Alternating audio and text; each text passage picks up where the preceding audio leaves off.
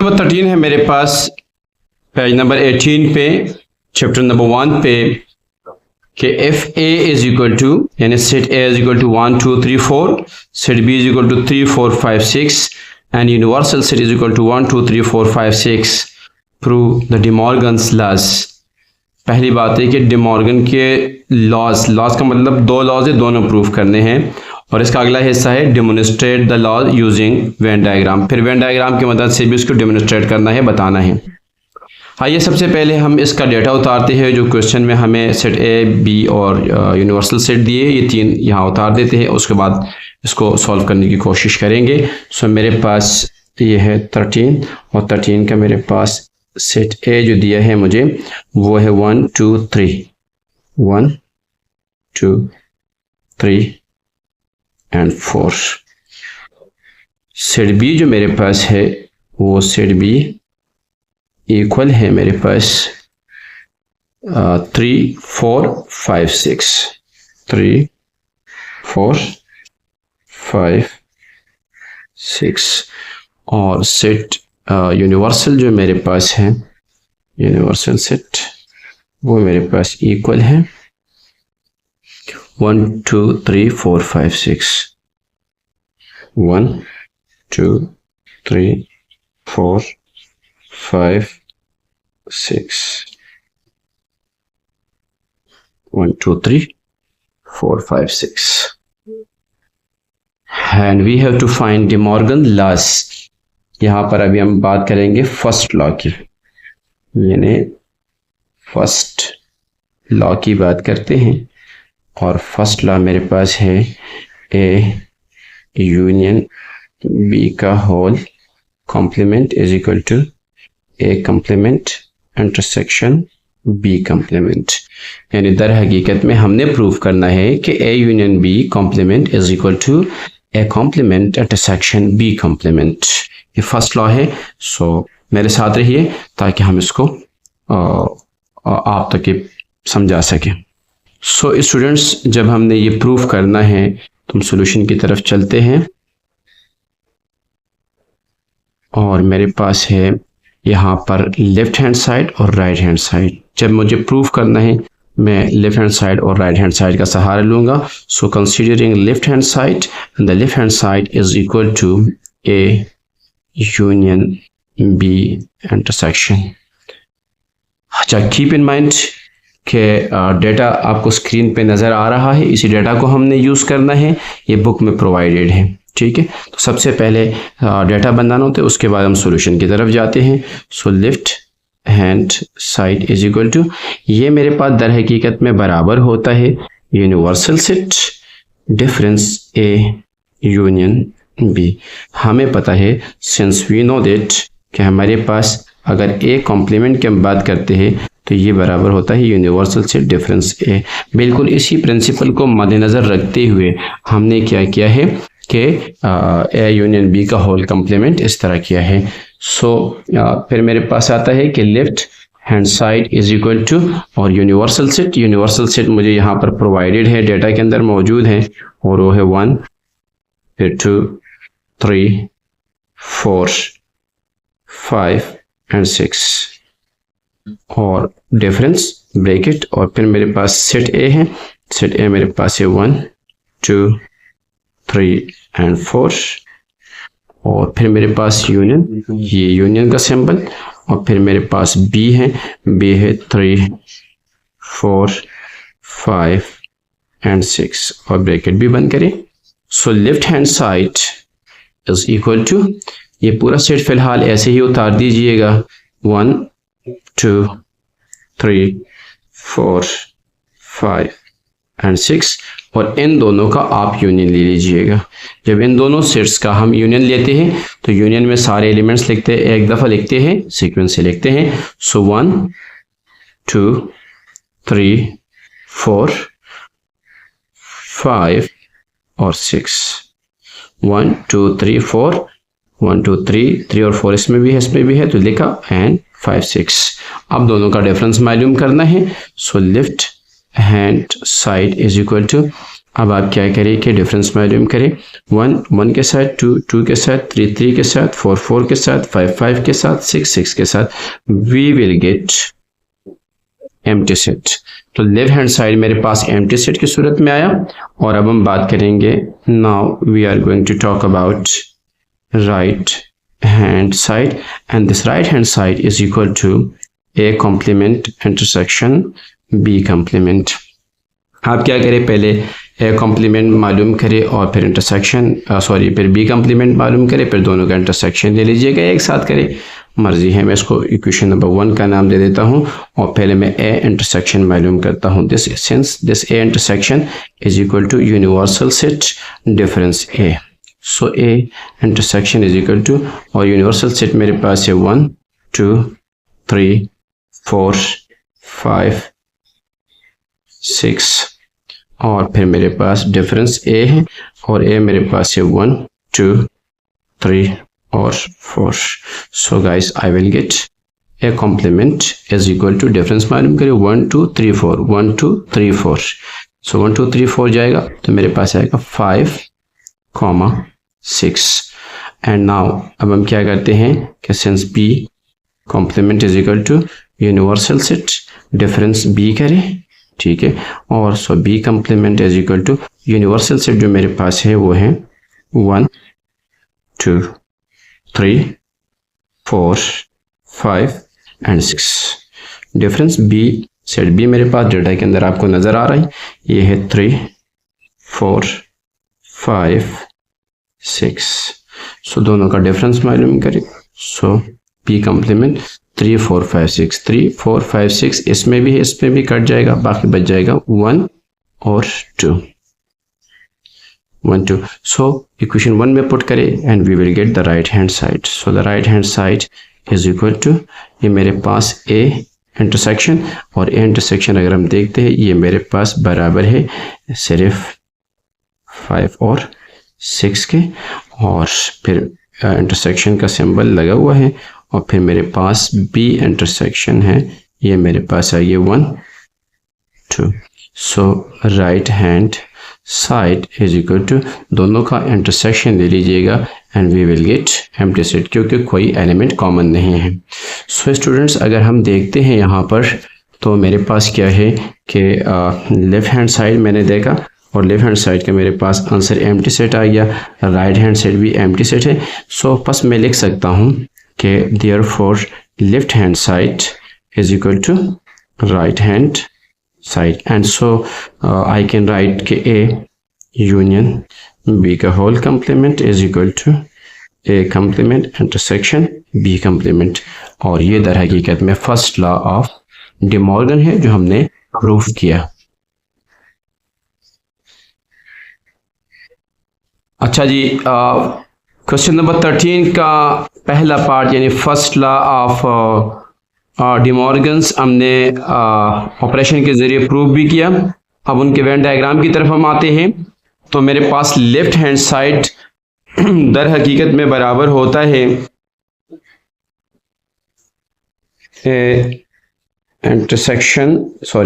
ए union B का whole complement. तो सबसे पहले ए यूनियन बी मैंने मालूम करना पड़ता है।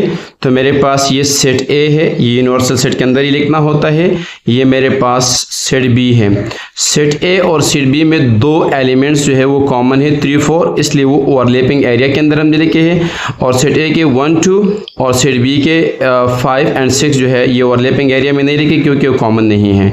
यहाँ आप देखते हो हमने जो थोड़ा डैशेस लगाए हैं, ऐसे डॉटेड लगाए हैं, ये दर हकीकत में शेडेड रीजन को शो करता है। इसका मतलब है कि ए यूनियन बी में 1 2 3 4 5 6 सारे एलिमेंट्स आते हैं। इसके साथ अगर हम देखते हैं ये वाला एरिया, तो ए यूनियन बी का होल कॉम्प्लीमेंट का मतलब ये होता है कि यूनिवर्सल सेट में से हम ए यूनियन बी को माइनस करते हैं। तो यहाँ अगर हम देखते हैं मेरे पास ए है 1 2 और 3 4, इसलिए हमने इस एरिया के अंदर डाल दिया है। आपको पता है कि ये ओवरलैपिंग एरिया है। और 5 6 यानी इसके मेंबर है 1 2 3 4, इसके बी के मेंबर है 3 4 5 6। यहाँ पर अगर हम बात करें तो मैंने इस बाहर वाले एरिया को थोड़ा शेड किया हुआ है।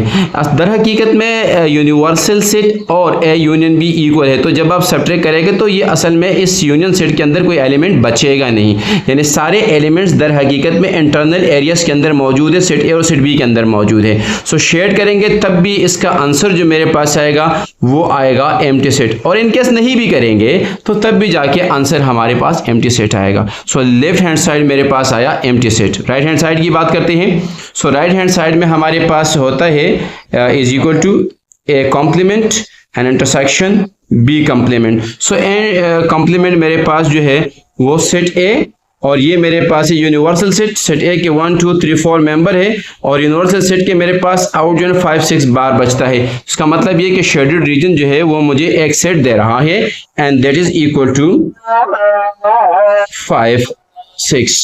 यहाँ पर अगर हम बी की बात करते हैं, यानी बी कॉम्प्लीमेंट की बात करते हैं, तो बी कॉम्प्लीमेंट में मेरे पास आएगा 1 and 2। उसकी लॉजिक ये है कि बाकी एलिमेंट अंदर है और शेडेड रीजन के अंदर 1 and 2 मेरे पास बचता है। अब मैंने दोनों का यूनियन लेना है। जब दोनों का यूनियन लेंगे, इंटरसेक्शन लेंगे, sorry, A complement intersection B complement है। जब दोनों का कॉम्प्लीमेंट हम लेंगे तो हमारे पास कोई एलिमेंट ओवरलैप नहीं कर रहा है, लिहाजा ये एक दूसरे से दूर है, ओवरलैपिंग एरिया इसमें नहीं है, और कोई एरिया हमने शेड भी नहीं किया हुआ है। सो बस हमारे पास नॉन शेडेड है। इसका मतलब ये हुआ कि मेरे पास एम्प्टी सेट है। सो वेन डायग्राम के जरिए भी हमने देखा कि लेफ्ट हैंड साइड दर हकीकत में राइट हैंड साइड के बराबर है। क्वेश्चन नंबर 13 का यानी सेकंड पार्ट में बोलूंगा, यानी second law of De Morgan's हमने प्रूव करना है। और second law of De Morgan मेरे पास होता है ए इंटरसेक्शन बी का whole complement is equal to A complement union B complement, जैसे स्क्रीन पे नजर आ रहे हैं। सॉल्यूशन की तरफ चलते हैं। लेफ्ट हैंड साइड को कंसीडर करते हैं। Left hand side is equal to A intersection B whole complement. So universal set according to this definition, the complement of A is equal to universal set minus A, difference A. So universal set minus into A intersection B. So first of all we have to find A intersection B. So universal set की जगह मैंने universal set put कर दिया, difference का sign डाल दिया, और फिर इन दोनों सेट्स का I have to find intersection. Intersection में स्टूडेंट्स आपको पता है कि हम वो एलिमेंट्स लिखते हैं जो दोनों सेट्स के अंदर कॉमन हो। यहाँ 3 4, यहाँ 3 4, ये दोनों सेट्स के अंदर मौजूद है, तब मैंने यहाँ लिखा। बाकी कॉमन एलिमेंट्स नहीं है, सो मैंने ये लिखा। इसके साथ डिफरेंस मालूम करेंगे तो 3 और 4 जाएगा, तो 1 2 एंड 5 6 मेरे पास रह जाएगा। सो लेफ्ट हैंड साइड मेरे पास इक्वल हो जाएगा 1 2 5 एंड 6। 3 4 कट गया, खत्म हो गया, डिलीट हो गया, चला गया, और 1 2 5 6 मेरे पास आया। अब हम बात करेंगे राइट हैंड साइड की, and right hand side is equal to A complement union B complement. इसको इक्वेशन नंबर 1 का नाम दिया। पहले मैंने ए कॉम्प्लीमेंट मालूम किया, and an complement is equal to universal set minus A हो जाएगा। So A complement is equal to universal set is 1 2 3 4 5 and 6। Difference set A मुझे डेटा में दिया हुआ है 1 2 3 4 1 2 3 4। मैं 1 1 के साथ, 2 2 के साथ, 3 3 के साथ, 4 4 के साथ कैंसिल आउट करता हूं। So I will get 5 and 6। Similarly, B complement is equal to universal set minus B, and so B complement is equal to 1 2 3 4 5 6. So 3 4 5 6 3 4 5 6 उनके साथ चला जाएगा, मेरे पास बाकी बच जाएगा 1 2 according to definition of the complement. Complement में जिस वाले सेट के एलिमेंट्स जो यहाँ पर भी मौजूद हो नहीं लिखते हैं, लेकिन बाकी एलिमेंट जो इसके अंदर मौजूद हो वो लिखते हैं, वो लिख लिया। और दोनों का अब यूनियन लेंगे। जब यूनियन लेंगे तो दोनों आई मीन के मैंने चूंकि ये वाली प्रॉपर्टी प्रूफ करनी है, तो A complement union B complement, ये ए कॉम्प्लीमेंट यूनियन ये B complement. So A complement union B complement किया मैंने, ये 1 2 एंड 5 6। फर्स्ट मैं कह सकता हूँ कि लेफ्ट हैंड साइड बराबर है राइट हैंड साइड के, and so I can write A intersection B का whole complement is equal to A complement union B complement. ये सेकंड लॉ हमारे पास प्रूफ हो गया। Second law of De Morgan's को वेन डायग्राम की मदद से डिमोन्स्ट्रेट करने जा रहे हैं। यहाँ मेरे पास चूंकि लेफ्ट हैंड साइड बराबर होता है ए इंटरसेक्शन बी के होल कम्प्लीमेंट का, तो सबसे पहले मैंने यहाँ पे डायग्राम ड्रॉ किया ए इंटरसेक्शन बी का। ए इंटरसेक्शन बी में ये मेरे पास सेट ए है और ये मेरे पास सेट बी है, यानी ए है, ये मेरे पास बी है। जब दोनों का हमने कॉम्प्लीमेंट लेना है तो ये ओवरलैपिंग एरिया में 3 4 मेरे पास दो कॉमन एलिमेंट्स है जो कि 3 4 है, वो मेरे पास आ गए।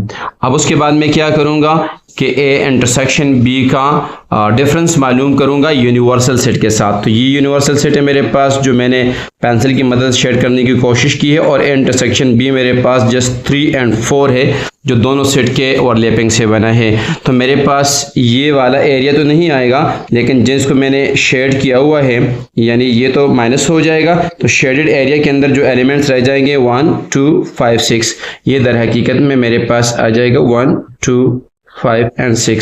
सो ये मेरे पास दर हकीकत में लेफ़्ट हैंड साइड है। उसके बाद हमारे पास आता है राइट हैंड साइड, और राइट हैंड साइड पे मेरे पास ए कॉम्प्लीमेंट निकालना है। ये मेरे पास यूनिवर्सल सेट है, यूनिवर्सल सेट मेरे पास बराबर होते हैं 1 2 3 4 5 6 के, और ये जो मेरे पास है ये मेरे पास सेट ए है। तो सेट ए जब हम उससे निकालेंगे तो मेरे पास दो ही एलिमेंट 5 और 6 रह जाएंगे जो कि शेडेड रीजन के अंदर आपको नज़र आ रहे हैं। सिमिलर मैनर से बी के लिए अगर हम वर्क करते हैं तो बी कॉम्प्लीमेंट मेरे पास जो है ये 3 4 5 6 ये बी के एलिमेंट्स हैं। इसको अगर हम माइनस कर दे यानी अनशेड कर दे तो मेरे पास शेडेड रीजन के अंदर से 1 और 2 रह जाएगा, और ये मेरे पास दर हकीकत में बी कॉम्प्लीमेंट है। अब क्या करना है कि A complement union B complement हमने लेना है, दोनों का यूनियन मालूम करना है।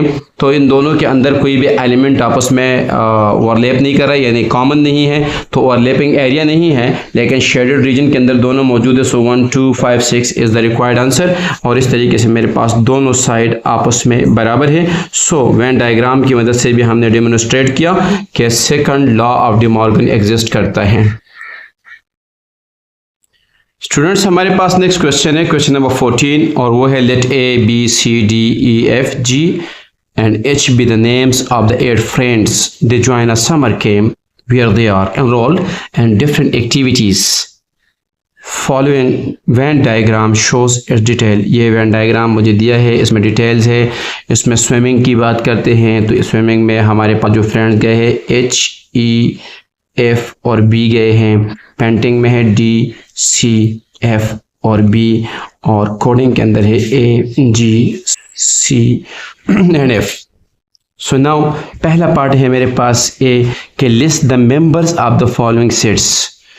पहली बात है कि स्विमिंग के अंदर कौन कौन लोग गए हैं, तो बिल्कुल यहाँ से वाज़ेह है स्विमिंग के इस दायरे के अंदर, इस सर्कल के अंदर जो मेरे पास एलिमेंट मौजूद है वो है बी ई एफ और एच। सो मैंने लिखा है B E F and H. Coding के अंदर आपको पता है कि जो आपको एलिमेंट नज़र आ रहे हैं वो है ए मैंने लिखा, सी लिखा, एफ लिखा एंड जी लिखा मैंने, और पेंटिंग के अंदर मेरे पास आता है बी सी डी एफ यानी बी सी डी एफ। तो ये हमारे पास पहले सवाल का जवाब आपकी स्क्रीन पर मौजूद है और मैंने समझाने की कोशिश भी की। बी में कहता है कि write the names of those who are taking painting and swimming classes both, यानी दोनों ले रहे हैं, स्विमिंग की क्लास भी ले रहे हैं और पेंटिंग की क्लास भी ले रहे हैं। तो कंसंट्रेट करें ओवर हियर, यहाँ पेंटिंग है और यहाँ स्विमिंग है। तो मेरे पास ये वाला जो रीजन है ये दर हकीकत में स्विमिंग का है, और इसके साथ साथ जो ये वाला जो पेंसिल के साथ मैं शेड कर रहा हूँ ये मेरे पास पेंटिंग का है। तो इन दोनों में ओवरलैपिंग एरिया में मेरे पास सिर्फ दो एलिमेंट्स आ रहे हैं, एक बी है और एक एफ है। सो इसका आंसर है बी एफ। और सी में वो कहता है who is taking all these classes, कौन ऐसा है जो स्विमिंग में भी जा रहे, पेंटिंग में भी जा रहे और कोडिंग में भी जा रहा है। तो ये मेरे पास जैसे का स्विमिंग, ये पेंटिंग और ये वाला शेड अगर मैं करूँ तो ये मेरे पास कोडिंग। अगर हम देखते हैं तो उसमें से जो कॉमन आ रहा है इस सर्कल के अंदर भी आ रहा है, इस सर्कल के अंदर भी आ रहा है, और इसमें वो सिर्फ और सिर्फ एक मल्टीपल चॉइस क्वेश्चन 1 की तरफ आती है। पेज नंबर 19 पे है operation on set chapter number 1। पहला मेरे पास सवाल दिया हुआ है कि if b is equal to 2, 4, 6, 8, 10, 12, 14 which of the following is a subset of b। Subset का मतलब होता है कि कौन सा सेट इन चारों में ऐसा है जिनके सारे एलिमेंट्स b के अंदर मौजूद हैं। तो अगर यहाँ देखते हैं तो पहला ही option set a is equal to 2 and 4, 2 b इसमें है, 4 इसमें है। लेकिन अगर हम b की बात करते हैं तो 1 इसमें तो है लेकिन इसमें है नहीं, तो ये इसका सबसेट नहीं हो सकता है। यहाँ 1, 3, 5, 7 न 3 है न 5 है, तो ये इसका सबसेट नहीं हो सकता है। d बराबर है 2, 3, 4, 3 यहाँ पे है, 2 तो है लेकिन 3 यहाँ पर नहीं है, सो लिहाजा ये भी इसका सबसेट पॉसिबल नहीं है। So this is the subset, यानी 2 और 4 दोनों यहाँ पर मौजूद है। सबसेट वो होता है जिनके सारे एलिमेंट्स किसी दूसरे सेट के अंदर मौजूद हो तो वो उसका सबसेट कहलाता है। सब का मतलब ही उसका हिस्सा उससे छोटा, यानी उसके सारे एलिमेंट वहाँ पर मौजूद होने चाहिए। नंबर 2 है मेरे पास, पार्ट नंबर 2 है विच of the following is the largest set. Largest set की अगर हम बात करते हैं तो मेरे पास ऑप्शन डी आता है। उसकी लॉजिक ये है कि द सेट ऑफ इंटीजर्स को अगर मैं यहाँ पर मेंशन कर दूँ तो ये मेरे पास 0, फिर 1, फिर 2 यानी प्लस में, फिर 3, फिर एलिप्सिस, और फिर मेरे पास -1, फिर -2, फिर -3 और एलिप्सिस। इसका मतलब है 0 से पॉजिटिव साइड पे भी जा रहा है और नेगेटिव साइड पे भी जा रहा है। होल नंबर के सेट को अगर हम देखें तो ये ठीक है, 0 से तो शुरू हो रहा है लेकिन 1, 2, 3 और 4 जाएगा मेरे पास, ठीक है। और सेट ऑफ ऑड नंबर में सिर्फ ऑड आते हैं, इवन में सिर्फ ऑड नंबर आते हैं, तो यकीनन ऑड और इवन दोनों इंटीजर्स के अंदर मौजूद होते हैं। तो लार्जेस्ट जो मेरे पास है वो है मेरे पास the set of integers. Number 3 मेरे पास है how many subset does the set A is equal to 1, 2, 3, 4 have. So मेरे पास फार्मूला होता है 2 के पावर में n, और 2 के पावर n यहाँ पर मेरे पास एलिमेंट्स है 1, 2, 3, 4, तो मैंने 4 लिखा, 4 को ब्रेक किया तो 2 2 is the 4, 4 2 is the 8, 8 2 is the 16, तो ये मेरे पास डी ऑप्शन यानी 16 होंगे मेरे पास आ गया। Number 4 which of these is a proper subset of A.